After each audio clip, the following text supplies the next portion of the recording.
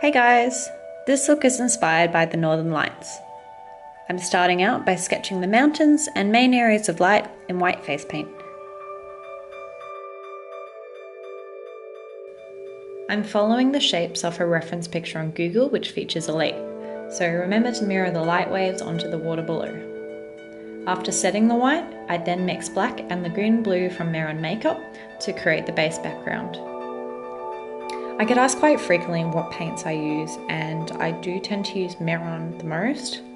I do use a little bit of Wolf as well, but I find that Mehron layers and blends pretty well, so I use them the most. I then define my jaw with black paint and shade the edges. For this particular paint, try to focus the darker areas around the edges and more lighter tones towards the middle of your chest. I'm then starting to blend the light using teal paint. As you can see, I have a tendency to also work very messily, and then I clean it up with eyeshadows later. Repeat this process using green paint, and if you mix the green and teal together, you'll make a really nice transition colour. Using some flicking motions, I start to create some texture with the light waves. I then set it with powder and spill it all over myself, and then blend the colours using eyeshadows. I like to use eyeshadows in my looks as I find they sit very well over the paint. You can add a bit of opacity, you can add some shine, you can blend out any areas that need it, but more importantly, they're also really easy to work with. I'm shading the darker areas with them too. My favourite ones for paints are INGLOT, Kat Von D, Melt and Sugarpill shadows. If you check out the description below, I'll have a full list of every colour that I used. Using the white paint again, I start to focus the brightness at the base of the light waves to create the neon effect. I also use a tiny fan brush in upwards flicking movements to create some more texture. We'll be working a lot in layers, so you'll eventually get to the level of brightness that you need.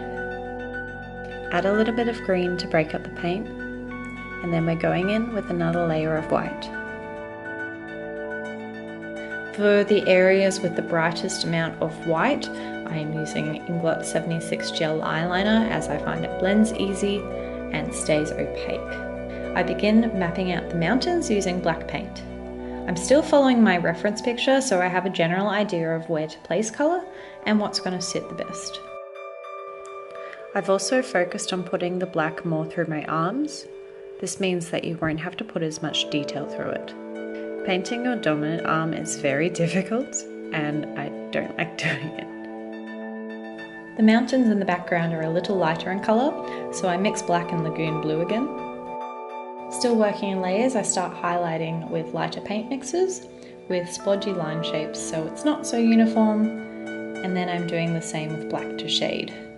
You want to create the look of a rocky surface, so try not to think about it too much.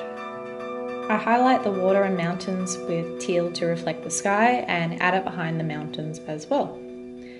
I then lighten it and focus more highlights closest to the shoreline.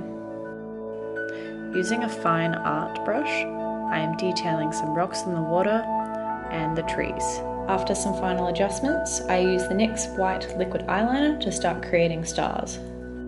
I blend these out with my fingers so they're not so harsh. And remember to put these on the lake reflection too. I tried to line the main stars up as best as I could. I decided I wanted more texture before I put too many stars on and brought in the fan brush again to add some lighter colour and finished up my trees.